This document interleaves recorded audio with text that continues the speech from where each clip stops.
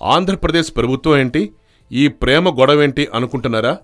అవునండి, చూస్తుంటే ఏపీ ప్రభుత్వం ప్రేమ చిక్కుల్లో పడే అవకాశం స్పష్టంగా కనిపిస్తుంది. తెలుగుదేశం పార్టీ భాగస్వామిగా ఉన్న ఎన్డీఏలో ప్రధాన పాత్రధారైన బీజేపీ అనుబంధ సంస్థలు ప్రేమికుల దినోత్సవాన్ని తీవ్రంగా వ్యతిరేకించడంతో పాటు నిబంధనలకు విరుద్ధంగా దాడులు కూడా చేస్తున్నారు.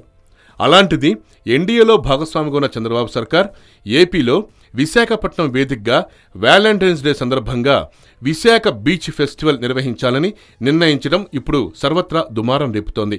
ఇప్పటికే ఈ అంశంపై సామాజిక మాధ్యమాల్లో సర్కారుపై తీవ్ర విమర్శలు వ్యక్తమవుతున్నాయి.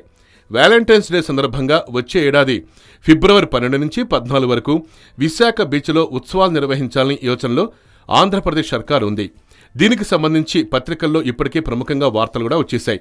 అయితే ప్రతిపాదిత కార్యక్రమంపై తెలుగుదేశం సానుభూతి పరుల నుంచి కూడా తీవ్ర విమర్శలు వ్యక్తమవుతూనే ఉన్నాయి. బీచ్ ఫెస్టివల్ అంటే ఏదో షాపింగ్, సాంస్కృతిక కార్యకలాపాలు నిర్వహించడం అయితే ఓకే, కానీ విదేశీ జంటల్ని ఇక్కడికి రప్పించి వాళ్ళందరికీ ప్రత్యేక గుడారాలు ఏర్పాటు చేయాలని కూడా ఆంధ్రప్రదేశ్ సర్కార్ నిర్ణయించింది.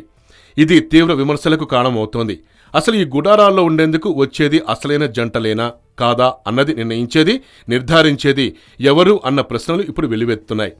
ఇది ఓ రకంగా విదేశాల్లో ఉన్న ఫ్రీ కల్చర్ను రాష్ట్రానికి దిగుమతి చేయటమే అన్న విమర్శలు వినిపిస్తున్నాయి. భారత్లో ఇంతవరకు బీచ్ ఫెస్టివల్ నిర్వహించిన చరిత్ర ఒక్క గోవాకే ఉంది.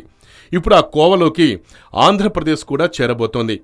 రాష్ట్ర ప్రభుత్వం ఈ కార్యక్రమానికి భారీ ఎత్తున ఆర్థిక సాయం చేస్తుందని ముంబైకి చెందిన positive global services and consultancy సంస్థ ఈ కార్యక్రమం నిర్వహిస్తున్నట్లుగా తెలుస్తోంది. ఇది ప్రేమోత్సవమా లేకపోతే కామోత్సవమా? దాదాపు 9,000 టెంట్లు ఏర్పాటు చేస్తారట.